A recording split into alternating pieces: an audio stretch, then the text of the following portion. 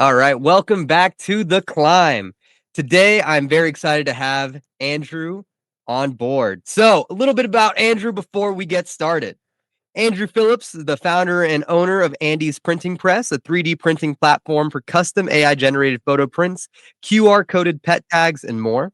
Proposal coordinator for the U.S. government, co-founder and operator of Lesswhelmed, an AI automation company, and also licensed and certified in generative AI fundamentals and introduction to image generation. Andrew, happy to have you here, man. Thank you for having me. It's a pleasure. Absolutely. So I know I gave a little bit of an intro, but obviously that's not enough to tell us who you are. So I would like you to give us a short intro of yourself. Yeah, happy to. Started my Andy's 3D printing press a couple of years ago, and it's been going great. Love making generative pet tags. Basically, you're able to scan the QR code and send it over to the tag, and we deliver it directly to your house. It allows you to put it on your pet, lightweight, and it's waterproof, perfect for the elements here in Florida where I live. In case your animal ever gets lost, they're able to scan it, or people are able to scan it and find exactly your information to get your loved one to you. Been diving into generative AI to help me be more efficient in a lot of the businesses I do, just because there's not enough time in the day. Um, and I also started using it to code a couple of my websites as well. Awesome. I'm so sorry, but my camera just shut down because I clicked it on accident. So we're going to go ahead and just keep on moving with my pretty picture up there. Uh, Andrew, what drew you into AI? Because it isn't something, I mean, now it's something that everyone is kind of rushing towards, but you got into it a little bit earlier, I feel like, than maybe it was the norm. Yeah, definitely. I saw like the benefits at an early time, especially when it started to take off. I've been probably diving into it for like the last 3 years. I saw its benefits in the business aspect, whether it's helping you code up websites, figuring out how to generate content that you might not be able to, and also just helping you create like a schedule and staying to it. Awesome. What have you found the most beneficial in utilizing it now, like in your day-to-day operations?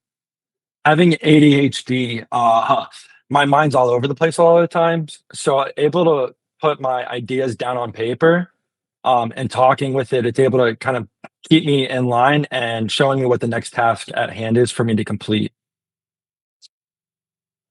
Would you say that you do use it on a daily basis, or is it something that you kind of only use when you need it? I would say I use it hourly. Okay, gotcha. Do you feel like it helps you be more productive? Oh, definitely. Especially using AI for automations, like if I need to put in a new calendar invite, kind of like what we're doing now, just keep me on task. It organizes my notes for me. So when a job is completed, it automatically checks it off for me. So I don't have to worry about that. Creating even groceries. It's a great beneficial thing to do that, to create new dishes that I never would have thought of creating, and then giving you the ingredients needed to be purchased at the store. I have a pretty limited understanding of AI. Do you mind giving us just kind of a brief overview of your knowledge base on it? Sure. So generative AI basically uses large language models. So you put in your text and it has to decipher it and break it down. And then it gives you an input for like a very brief summary, right? Is that kind of what you're looking for? Yeah, essentially. From my Perfect. understanding, there are multiple levels, right? I've heard there are about 5 levels when it comes to AI. I'm not too familiar with the 5 levels that you might be mentioning. Yeah, no Do you have worries. an example? So, yeah. So I did like I've been doing a little bit more research on AI because I want Omni HR to do a little bit more in the AI automation space. I see that that's really a big boom right now. So when it comes to the 5 levels, what I've seen is level 0 is no AI, so nothing at all. Hmm. They do everything manually. They may have tools or they might do work electronically, but it doesn't actually use artificial intelligence itself. Level 1 is assisted intelligence. So, like Grammarly, spell check, Google search. When you're on Netflix and Amazon, the recommendations that they show you, that's all part of that level 1 assisted intelligence. Level 2 is automated intelligence. That's where the AI automations comes in. So this is where the big wave right now that I really see when it comes. I feel like you can't see anything right now without AI automation just being plastered all over social media and everything else.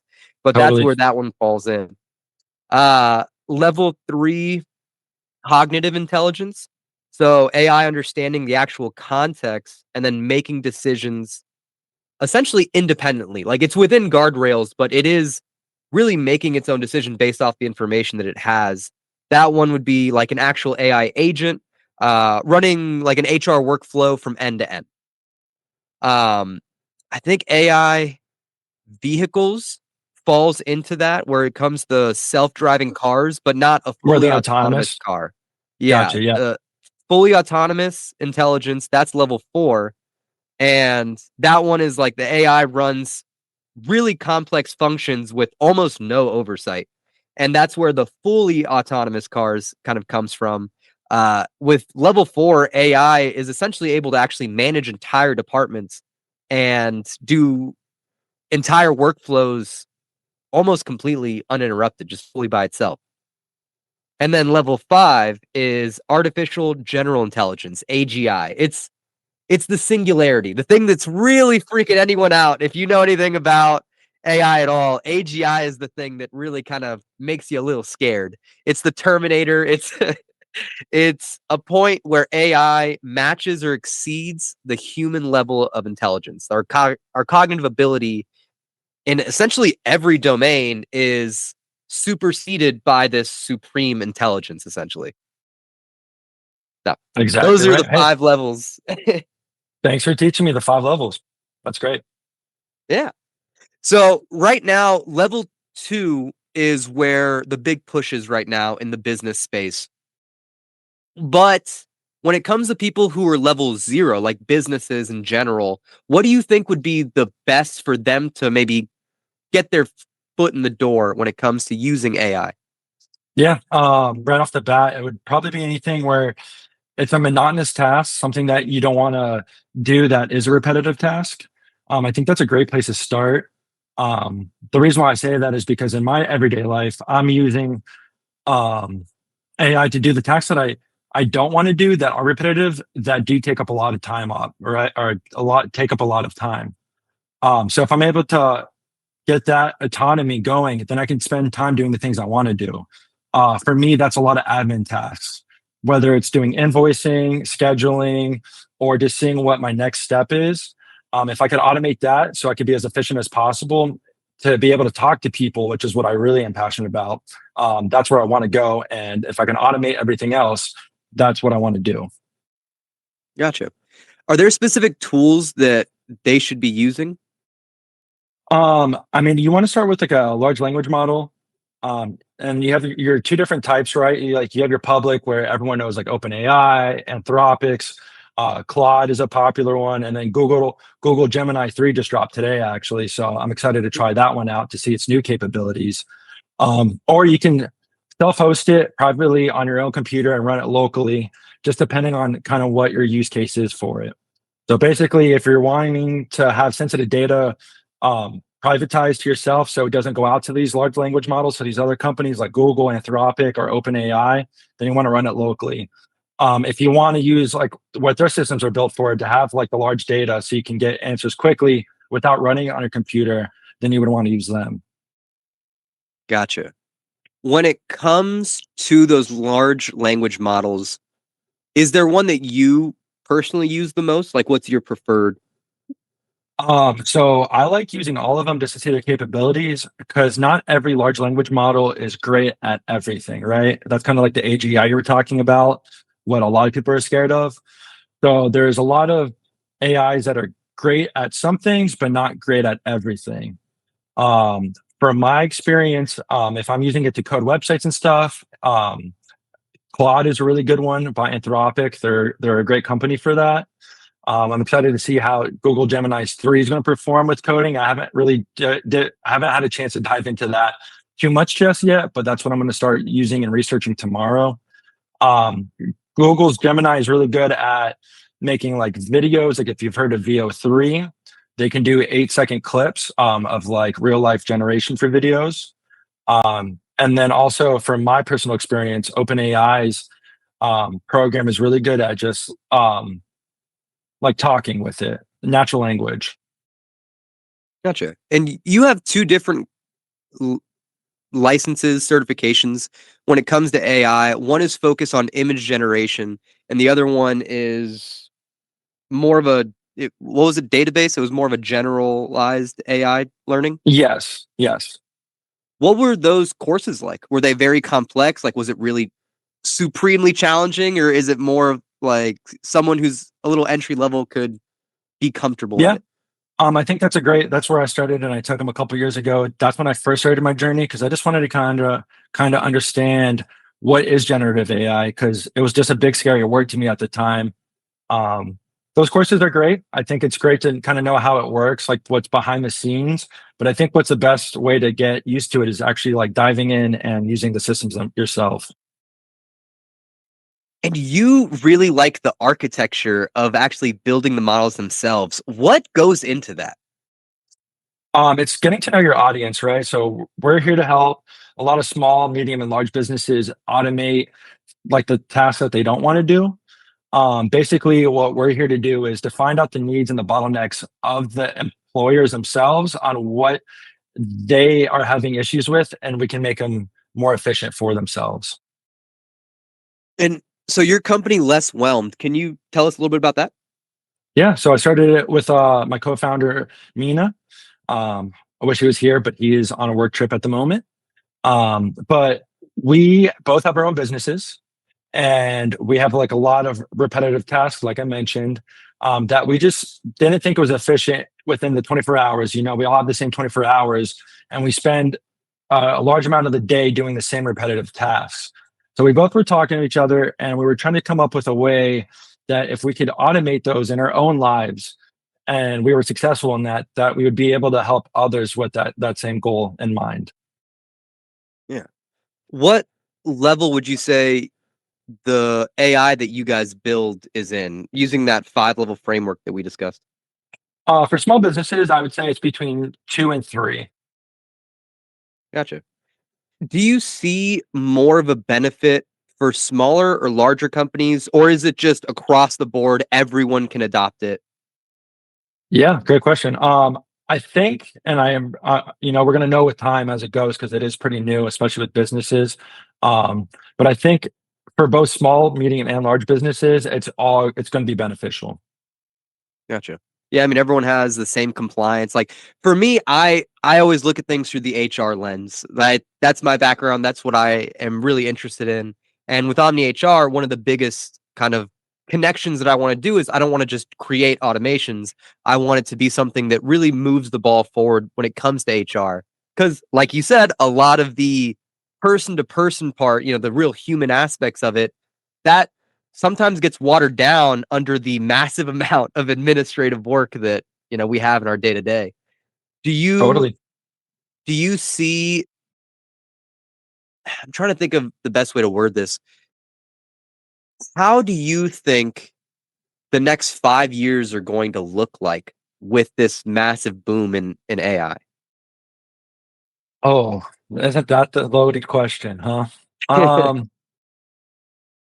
I do believe that there are going to be jobs lost, as I'm sure a lot of people have heard, but I think there's really truly going to be new categories um, for jobs to be created as well.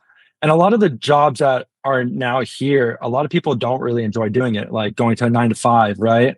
Or if you're able to free up that time to actually do what you want to do um, and not be financially strapped, I think would be beneficial for pretty much everyone. Yeah. I know that's definitely I've heard Elon say something similar. Elon Musk, he essentially brought up exactly that people, I think Sam Altman said the same, that they don't think that people are going to continue with the same type of work. But those manual labor jobs, that isn't going to end anytime soon. I know Elon is trying with his robots. He's also trying to get rid of manual labor jobs. But for right now, those are probably going to be a mainstay for maybe the next 10 or so years until they really get the fine tuning done. Do you Yeah, have any? Go ahead. Sorry for interrupting. I was just going to say, yeah, and I think a lot of people are going to be able to actually enjoy their own passions. Like one of mine is 3D printing and manufacturing, right?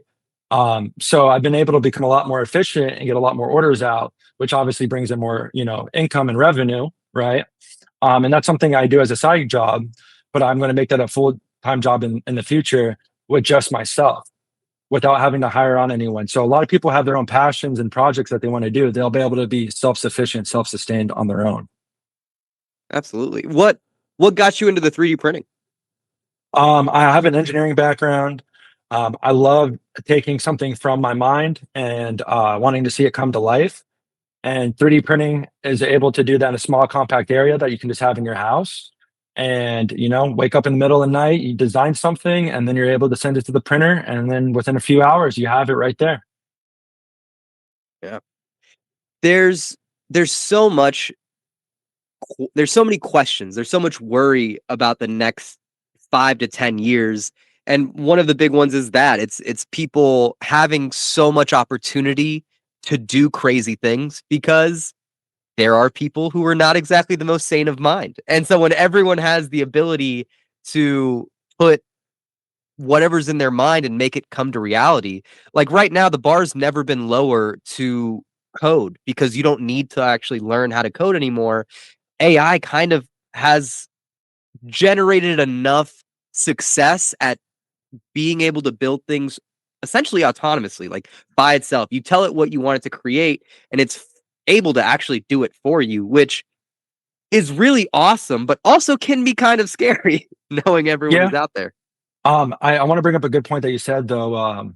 The thing right now, at least right now, who knows in the next 3, 5, 10 years, but AI doesn't do work unless you give it a prompt and tell it what to do, right? So if you have a great idea, you have to actually make that come to life. It's not going to do it on its own. Yeah, absolutely. If someone wanted to get into AI, not even with a business, like an individual, they have heard about it, it's come up multiple times on their social media, but they don't know where to start. What's your recommendation for them? Yeah, I mean, I would sit away from the computer for a little bit, maybe take a walk and try to, look at your own life and see, hey, what's a problem in my everyday life that I would like to solve? Whether it's, like for me, one of it was cooking. I love to cook, but I'm tired of eating the same quesadillas every day. I want to try different foods from across the world, right? So maybe creating a new recipe based off of a place in the world that you would like to visit to try to get different perspective, and then having it create you an ingredient list and a shopping list, and then being able to take that list to the store, coming home, following the recipe, and then making it and enjoying it with your friends and family. Gotcha. Yeah, I've I use AI quite a bit in my day to day. A lot of it is brainstorming. It's helping me kind of manage difficult decisions or even finding better ways to word emails or, you know, coming up with different strategies when it comes to HR. Like there are a lot of uses for it, but I know that there's a lot more potential out there that I'm just not even aware of. I know that there's all these companies that all they do is develop new AI models that help people out. But honestly, there's so much out there that I don't even know where to start sometimes. Like I Totally. understand the large language models, but outside of that, like I'm pretty much a novice when it comes to a lot of it. And I think, to be honest, doing this for like the last 3 years or so, I think I still am too, because it's growing every day. Makes sense. What other Uh-huh. things interest? Sorry, go ahead. Yeah, I was just saying, what else interests you out there? What any hobbies, anything like that? To be honest, my life keeps me pretty busy. 3D printing, I love. Anything with like in my pets, AI, obviously, and autonomous, and then also helping other businesses really keeps my plate full at the moment. Gotcha. Do you use a lot of AI in your day to day, or is it mainly kind of focused on really work? I do it for both. I say like my personal businesses, whether it's like helping me track my finances. Um, for like now you can have it create you like a template where you can just put in like your invoices, your receivables, your accountables, all that stuff, and it's able to kind of give you like a breakdown month to month, and then you're able to track your spending, whether it's for business or personal, That's one way I use it quite a bit. Groceries, like I said, trying to come up with new dishes all the time, so I'm not eating the same things. And then also like creating new music or wanting to find new music based off of what I like, because I'm very passionate about music as well. It's one of my favorite hobbies to do when I'm not working. Gotcha. Do you make music or do you listen to it? Obviously listen to it, but there's a couple programs out there that I do want to test out because I want to dip my feet into every single aspect of it, just so I get aware of what the possibilities are. Gotcha. Yeah, I just heard, I don't know if you heard Shifty Brent. I think that's the name, but it's 50 Cent and they Oh. put it into AI and it brought out music. So it was his like original album Hmm. and they did it in this like really soulful jazz and it's annoyingly good. It's respectfully, it's beautiful. Yeah, I saw Joe Rogan was talking about it on a few of his podcasts too. Yeah, he keeps bringing it up because it's It's good. so Like I good. listened to it and I was shocked at how much I enjoyed it. And like I remember him saying that he didn't think that like a lot of people, he didn't think AI is going to get to the point where it can make beautiful music that resonates with people. And I think his mindset is changing. I think so too.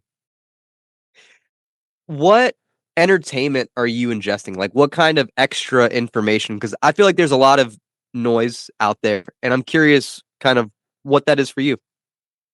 Could you elaborate a little more, please? Yeah, just like your social media intake or books, podcasts, kind of. I'm just more of curious, kind of what's the background of your mindset like? Oh yeah, for sure. So if I'm ingesting any video content, whether it's like on TikTok or YouTube, it's going to be anything engineering or anything with AI, of course. Anything really informative where I'm learning, so I'm actually utilizing my time well. Um, Music, anything I really enjoy. Obviously, if I'm working out, I might listen to a type of genre that's going to be different than if I'm just like relaxing on a walk with my dog. Um, Podcasts, like I like to listen to motivational things. I don't know if you've heard of Jay Shetty. I've been listening to him. I love his content. It's very powerful, inspiring, and motivating. So like that's kind of where I'm at right now. Gotcha. I've never heard him. Good to know. I will send it to you. Yeah, he's great. Nice. And Andrew, it's really cool actually talking to you in general because we were best friends back in before elementary school. So our Yes, we were. background is very unique. You're the only guest that I've had on that I have such a long history with. And we discussed, honestly, I have lost so many memories of the past. I don't know what it is, but I don't look to the past a lot. I don't think about the past a lot. And I feel like that's probably one of the big reasons why it kind of just disappears from my mind. I totally get it. I know you're busy too, so you're always looking forward.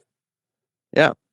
What what has kind of life been like for you, man? You know, it's been busy. I made some great friends. Love my family. Have a great girlfriend. She's very supportive. Allows me to do what I need to do when I need to do it. So I'm thankful for that. Have a great dog. So I've just been working and spending time with like the people around me that matter the most, including you, of course.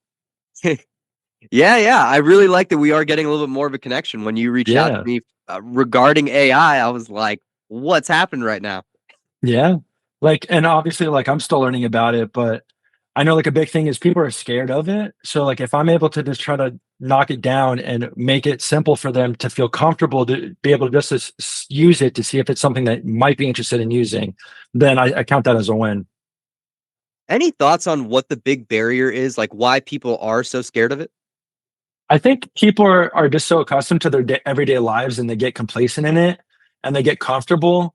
Where if something new comes in, um, whether they know they might like it or not, they just don't want to try it because it might be something new that they have to learn and adjust to.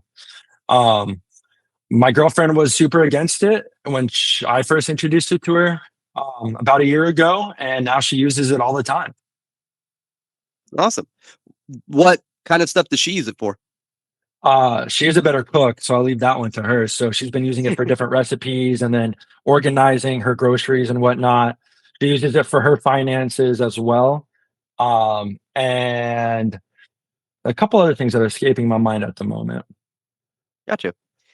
Yeah, I feel like when it comes to AI, there are a couple different camps, but I really see that it's almost there is a trap of overuse and people lose abilities. Kind of like as crazy as it is, banks used to have a person that was hired just to do math. Like that was their whole job was just to have a pencil and a paper and to do all the math as money comes in and goes out. Like they were essentially the fact checker. Obviously, with computers, we do not need that anymore. I mean, with calculators, we don't need that anymore. Like there's so many developments of technology. And AI is going to be another development where we kind of have to change our lifestyle. I really Totally. like the connection for HR. Obviously, that's kind of just where my mind goes, but I really see HR changing a lot in the next couple years. One of the big kind of changes is less requirements for the administrative stuff, less requirements for the compliance. All of that is going to end up being automated. Most of it is not even going to need a human to check it. It's just going to be automatic. You're going to have the human resource information system or human resource management system, and all the information is just going to automatically go to the government. So that way they can do all their compliance checks, the equal employment opportunity reviews, like all that is just going to be completely automated. And then we can put more focus in the recruiting, the training and development, and some of those aspects. The thing that I worry about is losing the humanity of it, though. Like when we are doing recruiting, one of the big issues right now is the discrimination that AI itself is doing. Like it will screen someone's resume, and depending on their ethnicity, their cultural background, whatever, it actually is discriminatory. That It is is very biased. Yeah. yes. Yeah, exactly. And Mhm. that's obviously getting fixed as more iterations kind of go on, but just losing that human aspect of actually doing the recruiting, of speaking to someone in person. I mean, even now there's like text interviews and all this crazy stuff that I don't see it as a benefit. Like just go out there, talk to the person until you get your eyes on them. There's always going to be a chance that they fake who they are during the interview, but to me that's a little bit of a better opportunity. And it kind of just goes into people are going to lose the muscle for communication. It's already really big when it comes to social media. Like people are losing that muscle of actually going out and talking to people. But you love talking to people. I actually do not have that yet. I'm not quite into it as much, but what where is your mindset on people losing some valuable skills to AI? Yeah, I mean, that's a great question, and that is a big concern. It's kind of like what you brought up. We've known each other since childhood, and I remember when we were kids, we used to ask a lot of questions, right? I think as we grow and get older, like I said, we get kind of stuck in our ways. We stop asking so many questions. And my hope for AI is we're going to be allowed to ask more questions, whether it's to AI or learning how to communicate with others, whether it's other people from different languages, because now we'll have translation AI connecting us and being able to solve a lot of problems together. Gotcha. Do you see a lot of connection internationally when it comes to AI? Like, where do you think that's going to go? Because, I mean, obviously, communication has changed significantly as technology has progressed. Where do you think AI will take that communication? Oh, that's a great question. I mean, hopefully it connects us from country to country where we can actually start to learn about each other and actually to understand that, hey, we're all humans. We don't have to, get along, but we can actually at least understand each other. That's my goal and my hope. Yeah, gotcha. And I wanted to give you a second here. Your social media, any of your kind of information, how can people reach you directly? Yeah. We will tag our website, Lesswhelmed, if they are interested in getting in contact with us, whether they have a small business or if they want to learn more. Also, I have my website up now for sports if they are into that. they can contact me at local-play.com, and all my contact is in the About Us page. Yeah, local-play. Tell me about it. Yeah, so basically, I grew up playing sports, as you know, Manuel. We used to play all the time growing up. So I built this web application to allow friends and family members to be able to communicate and connect with each other. So, like for me, for instance, right, I used to love playing basketball. My biggest thing though was I hated putting on my shoes and then driving to the court and finding that there was no one else to play with. So I built this application where you can see who has games scheduled and how many players are available to play within that area at that specific time. And it's not just for basketball. We have it for golf. We have it for billiards, darts, soccer, football, tennis. The list goes on. What do you want from it? Like, what's your vision? Like, how many people do you want? Like, what's your vision? I mean, everyone and anybody who plays any sports. One thing I'm going to be working on in the future with it is, not everyone's able to make it to the league, whether they're not able to go to university and get drafted that way. But if, there's so many people that do play like out on the streets and out at the courts, like in their local communities. So if we could bring, those scouts out to them to see how, like, their talents, I think that would be a great win. Also, just connecting with your local community and making new friends that you didn't even know were in your own neighborhood. I think that's a great avenue to go down too. Yeah, I really do like that vision because honestly, I've had the same issue. Like right now, I am antsy. I have a 9 to 5 job, and then I come home and I take care of the kiddos. I'm a pretty physical guy. Like, I wake up at 4:40 to go or run or lift or do something, and then I try to do. Sometimes I'll do 2 a days. Like, I really enjoy the aspect of moving my body, of challenging myself. And I like sports, but it's so difficult to try to find a pickup game for football or basketball. Like, so I actually really resonate with the vision that you're going for with it. Thank you. I know you love to run. You do 5Ks and half marathons, which I think is great. I personally couldn't do it just because I got a bad knee. Um, but you're able to track, your location on where you're going, and you can track your stats and your splits, and then you can share that with your friends in your community too to try to stay competitive as well. Yeah, awesome. So I like asking people on the podcast, give me one trick, one tip, one tactic, something that you think that our listeners can benefit from or can gain. Yeah, that's great. Ask more questions. The more questions you'll find, the more problems you'll be able to solve. Love it. Andrew, thank you so much for coming on. Do you have any final words for our listeners? I think, this is great what you're doing, Manuel. Thank you so much for having me on. I love watching your previous shows as well. I've been a big fan since we started, reconnecting. And I think you're doing great things, man. I really do. Awesome, man. I appreciate it. And I see that in yourself as well. Andrew, Thank you. thanks for coming on. Thanks for having me.